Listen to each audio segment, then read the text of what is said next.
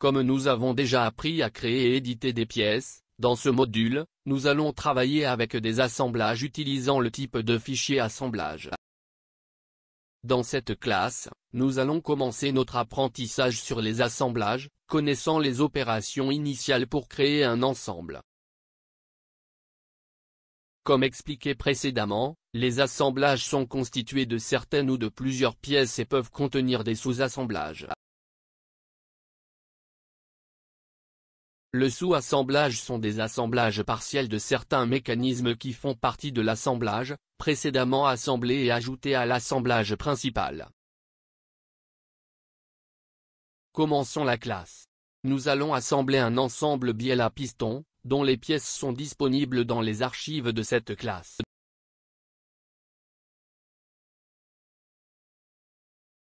Tout d'abord, à partir du menu Fichier, Nouveau, nous accédons au type de fichier assemblage. Notez que la fonction Commencer l'assemblage s'affiche automatiquement, ce qui vous permet d'insérer des pièces pour l'assemblage. Les fichiers de pièces ou d'assemblage ouverts sont répertoriés, et voir que nous pouvons facilement les insérer en sélectionnant et en cliquant sur la zone graphique. La première partie insérée est fixée à la source et notez la lettre F affichée à côté du nom, indiquant que le composant est fixe. Pour insérer une autre pièce, nous cliquons sur Insérer des composants, Parcourir, Localiser et cliquez sur Ouvrir. Notez que nous avons l'aperçu affiché et cliquez sur la zone graphique pour le positionner. Pour insérer plus de composants, nous allons dans le menu Insérer, Composants. Voir que nous pouvons insérer des fichiers existants, insérer un nouveau fichier par, ce qui nous permet de créer le composant dans l'environnement d'assemblage, mais ces informations seront stockées dans le fichier de pièces. Ou nous pouvons toujours insérer un nouveau fichier d'assemblage, qui sera un sous-assemblage de cet assemblage, nous travaillons. Nous avons choisi d'insérer une pièce existante.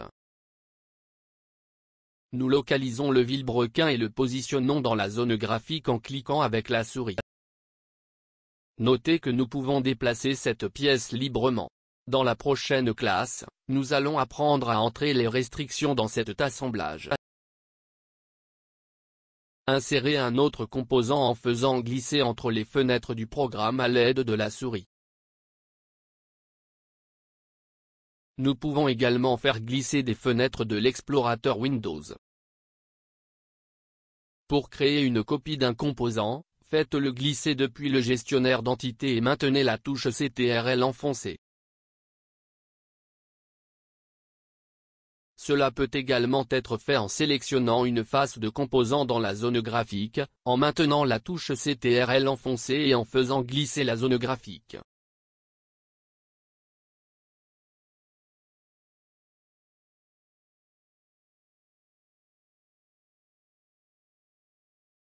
Notez cet autre assemblage, qui a déjà les restrictions ajoutées correctement.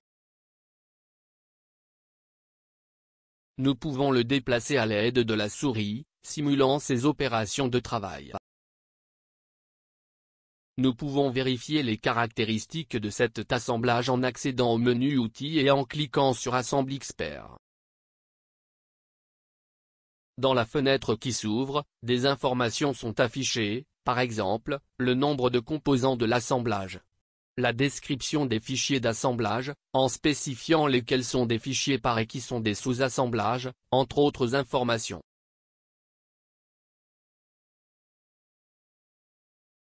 Dans l'environnement de montage, nous pouvons utiliser toutes les fonctionnalités de visualisation que nous avons étudiées précédemment.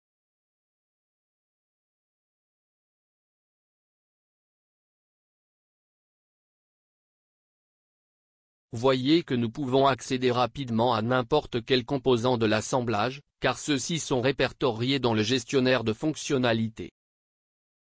Nous avons terminé cette classe, où nous avons commencé notre étude sur les assemblages, en apprenant un peu à connaître l'environnement assemblage. Ne manquez pas les prochaines classes, où nous ferons avancer notre étude sur les assemblées.